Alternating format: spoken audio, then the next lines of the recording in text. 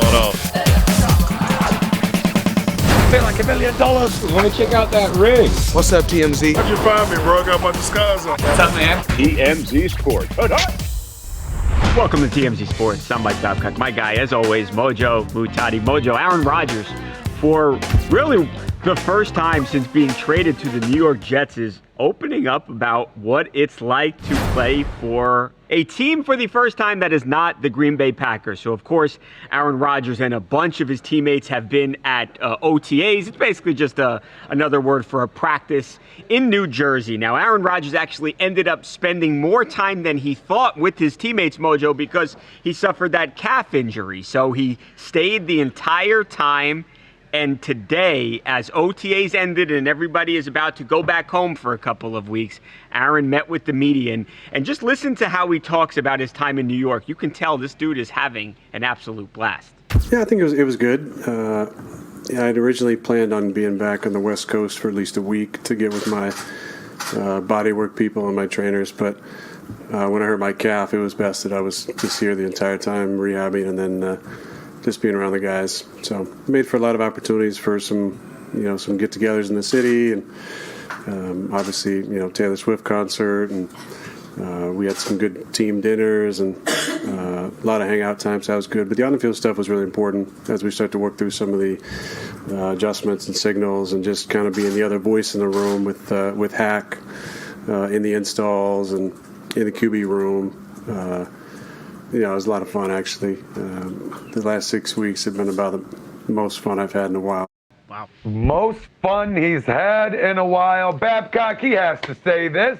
He's playing for a new team. He can't not say that. He can't admit that playing football for the Green Bay Packers, go Pack Go, is the pinnacle of fun in the NFL. Of course he can't admit this, but look, I do believe that he's having a great time out there. This situation made a lot of sense for him, and it's exactly the fresh start that he needed. A change of pace, new teammates, new surroundings, new relationship, getting the tools that he's wanted to build a team for so long that he just didn't feel like he was getting with Green Bay. So this is great. I love that he took his time with this calf injury. I can talk about these firsthand. My calf injury in the NFL is what put me out of the NFL. I was injured for 18 months, and it was because I did the opposite of what Aaron did, and I tried to push through it, and then it tore off and retracted. Oh, no. Not fun. Very similar to an Achilles injury, so scaling Aaron Rodgers back is obviously the way to go, especially when we're talking about off-season OTAs, because, look, he's playing for a new team for the first time. There is so much work that needs to be done, and not all of it is physical. Understanding the playbook, making the adjustments, literally everything that he just said, all of these things can be done without using your calf muscle. And a benefit, too, it gives you more time to get to know your teammates, to develop a relationship with them, to become comfortable with the city. And I don't know, especially with how recent years have gone for Aaron Rodgers, him playing for New York just makes so much sense. He's a new New Yorker. He really is, and you can really just feel the way he has ingratiated himself to the area. He mentioned the Taylor Swift concert. Obviously, we got that video of him at the show. He's been at the Knicks games. He was at the Rangers and Devils playoff games. So this guy has really been everywhere, whether it's Manhattan or it's New Jersey. He's accepted this with open arms. You can tell how excited he is.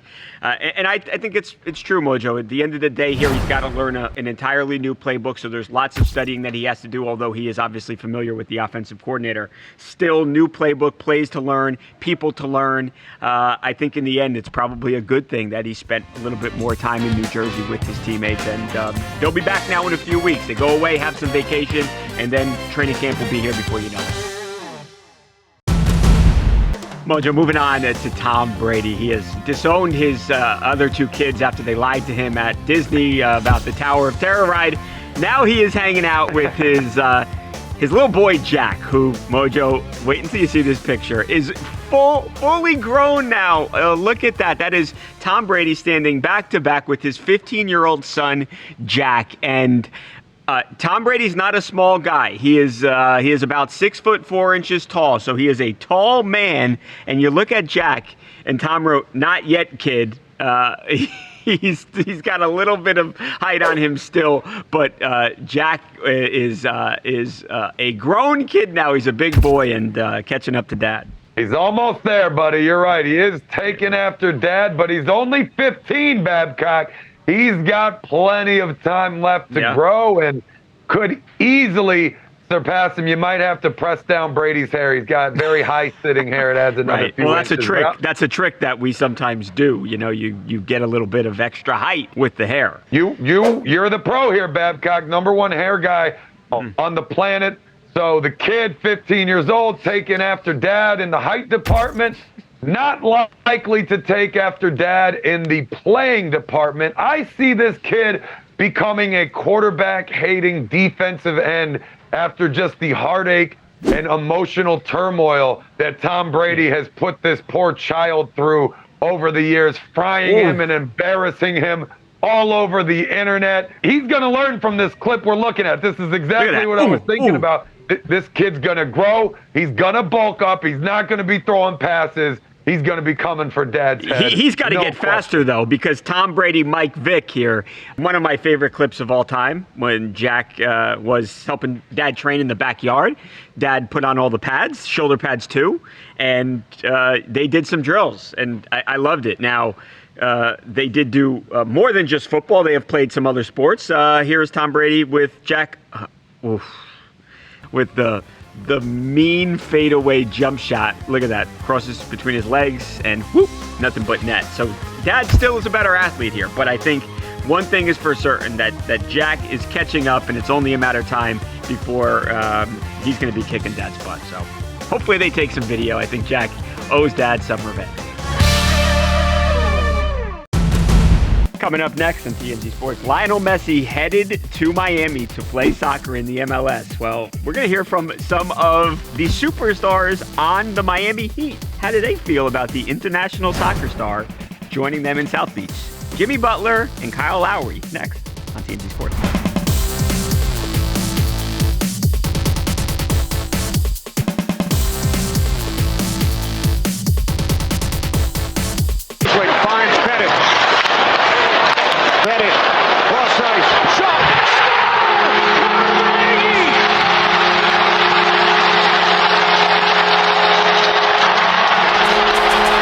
Welcome back to TMZ Sports. Mike and Mojo. Mojo, that was the biggest goal of the Stanley Cup Finals so far. That was Carter Verhaeghe in overtime in a game that the Florida Panthers needed to win. They come through, and that's exactly what they do. Now that series is 2-1. Vegas still up, but Florida very, very much in this series. Now, not the only championship going on in South Florida, because of course today the Denver Nuggets, Miami Heat playing Game 4, and you want to talk about must-wins, probably a must-win for the Miami Heat. As important of a game as is Friday night's contest, you've still got almost everybody in Miami, Mojo, talking about Lionel Messi on his way to the MLS. Even the stars of the Miami Heat, Jimmy Butler, Kyle Lowry, they were talking with the media before Game 4, and of course they were asked about arguably the greatest soccer player of all time headed to South Beach. Check it out. He's going to bring a different fan base. He's going to get some more revenue going, and it's going to be a great atmosphere when they get that stadium built, and the fans going to enjoy it, and I think it's great for soccer in America, especially down here in Miami. Obviously, he's one of the greatest players to play that beautiful game. And I'm so excited for the city of Miami to be able to have a player of that caliber here. I'm excited for the city of Miami in so many different ways. Obviously, us being in the finals and having the opportunity to do something special. Now that he's here, I think, all the football/soccer fans from all over the world are going to come here and get an opportunity to watch him compete. Hey, man, Florida's having itself a month, huh? Basketball, hockey, soccer. My goodness, and I don't know, maybe this Messi announcement was going to be somehow loosely tied to, me predicting that the Nuggets are going to defeat the Heat, so they knew they had to give the fans of Miami a big win here, knowing they're about to take a huge L. So you time this up appropriately and announce Messi now. Totally kidding, except about picking the Nuggets. This is going to be massive for Miami. It is going to be one of the biggest things ever to happen to the city, and everyone is going to feel this W. The amount of traffic, the amount of money that's going to be coming in, the collaborations that are now going to be available between Messi and all the sports, because if there's one thing sports stars do when they come into a new city, they support the other teams and franchises. You've seen Aaron Rodgers do it nonstop since going to New York.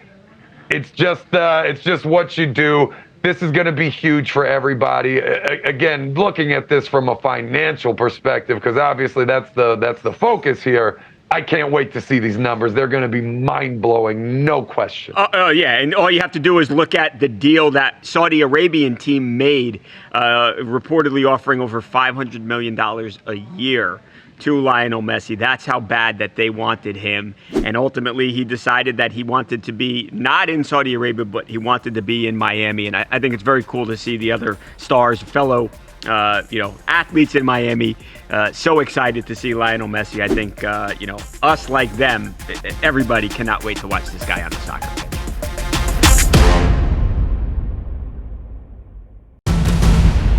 Mojo, moving on to former NFL star Dominique Rodgers-Cromartie, who, of course, was also a teammate of yours with the Arizona Cardinals. Well, DRC, he was one of the best cornerbacks of his generation. The guy made 2 Pro Bowls, was an All-Pro, was a first-round draft pick, was the 16th overall pick in 2008. Well, he is now done with the NFL, but not done with football, because he is actually about to become the first former pro to play in the A7FL. This thing is awesome, Mojo. It is a 7-on-7 professional tackle football league without pads. So, picture being a kid playing football with your buddies in the backyard. That's what it is, only these guys are incredible athletes. They are very big, strong men, and they are hitting each other very hard. And now, again, DRC is actually going to play in that league this weekend. And I'm really excited to watch this. I really am. It reminds you of being a kid. Oh, my goodness. Look at that. Bro, this league is mayhem. There is the reason that DRC is going to be the first former NFL player to actually go and play here. Look at these hits. They are gnarly. What NFL player is going to sign up to do this for probably pretty close to free when they made all that money in the pros? Well, that's DRC for you, baby. This guy was a wild man, a torpedo on the field, just a hard worker, loved the contact. What I played with him. Great teammate, I'll say that firsthand. So I'm actually not surprised. He's been posting on his social media for years, actually, about the shape he's been staying in and that he's, kind of had the itch to play ball again. But my goodness, playing here, good thing he plays defense and he'll be delivering these hits and not taking them. This looks like football meets rugby. It's insane out there. Coming up next on TMZ Sports, Selena Gomez shoots her shot on the soccer field, but not what you think. No soccer balls here. It all happened on video. We'll explain it next on TMZ Sports.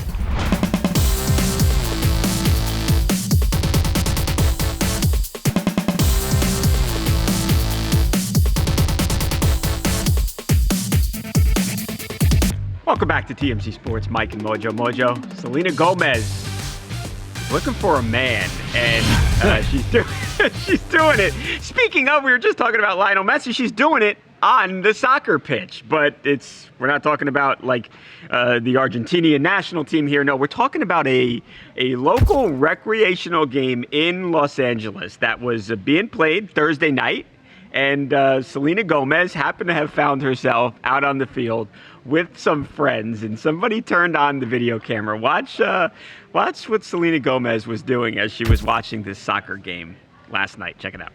I'm single! I'm just a little high maintenance. But I love you so much.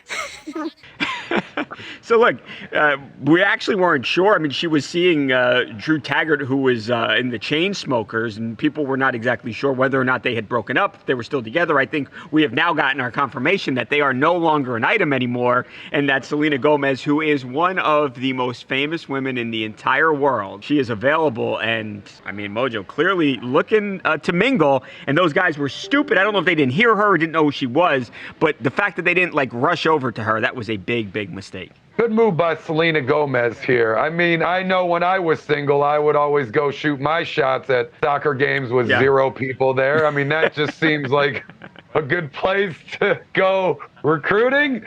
What is happening here? She's just airing out her grievances for nobody to hear. This is a fruitless effort here. Unless there was someone in the game that she was trying to woo, in which case they clearly didn't hear her, because any logical player would quit the team on the spot just to have that conversation and take their shot. But I don't know what's happening here. There's got to be someone out here. Let's look at the facts here, Babcock.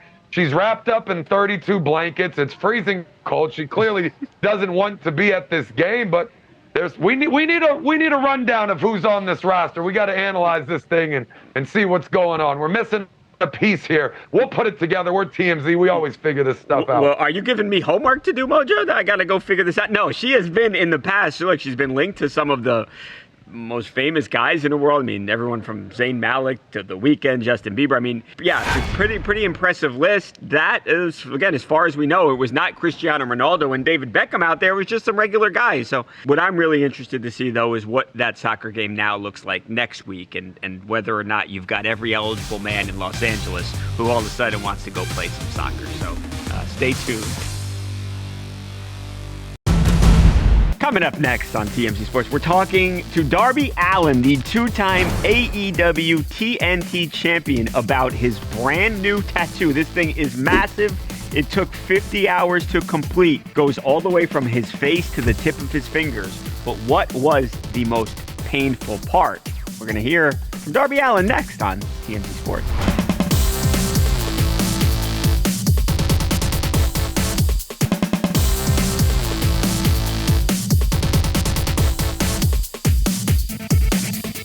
Welcome back to TMZ Sports. Mojo, your friend, Darby Allin, the AEW superstar, has got himself a brand new, huge tattoo. Now, it's not the face paint. That's something different. That's his look when he's in the ring. The tattoo, though, Mojo, and you can see some of it there, is massive. It took 45 to 50 hours that Darby spent with a tattoo artist who is based in Atlanta. His name is Caleb Morgan. Now, the tattoo, as you can see, it literally runs from the side of his face, down his head, neck, shoulder, all the way down his entire arm to essentially the tips of his fingers, Mojo. And it's not something that was done over a 2-day or so period. This is something that they have literally been working on for years, and now we are finally looking at the finished product. We spoke with Darby Allin about the tattoo. We asked him, hey, first of all,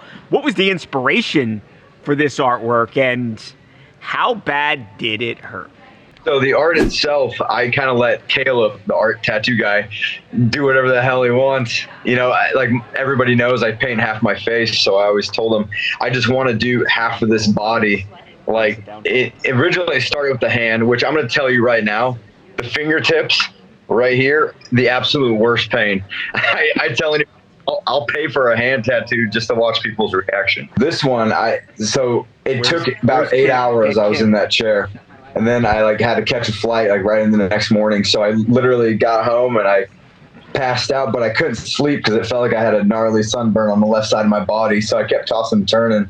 And then I got to tapings yesterday, and Sting has his own private locker room, and there's a table there with a cloth over it, and I crawled under the table because it was all dark. I slept under the table all day. I woke up and kicked ass. AEW's top daredevil may have just performed the wildest stunt he ever has in his life. Darby Allin, known for jumping or diving off anything that he could possibly climb in a ring, doing stunts with Travis Pastrana. Next year, he's going to climb Mount Everest.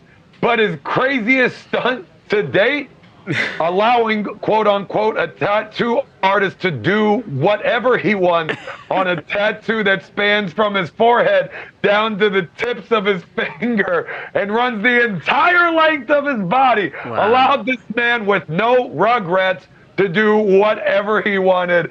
Absolutely insane. But hey, he trusts his guy and it paid off because that tattoo is pretty awesome. I think he's on to something, Babcock. I think maybe you should give this guy a call. I think it should start from where your hair ends and go all the way down your fingertips. I think that would be a really, really good look for you. Just saying. Wait till you see me on Monday. I'm headed to Atlanta.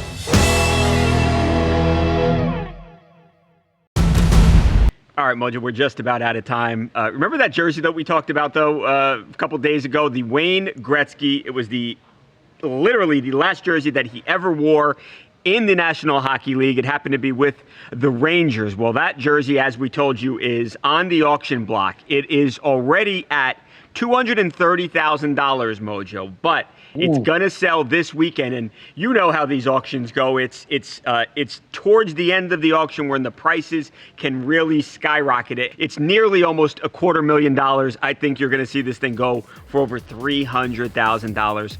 Not just that, Mojo, NHL playoffs, NBA playoffs, Amanda Nunes returning to the Octagon. It's a big sports weekend, so we're gonna have a bunch to cover on Monday. Gonna be fun. Talking about all of these things on one show will definitely make it the best show since I'm a lawyer.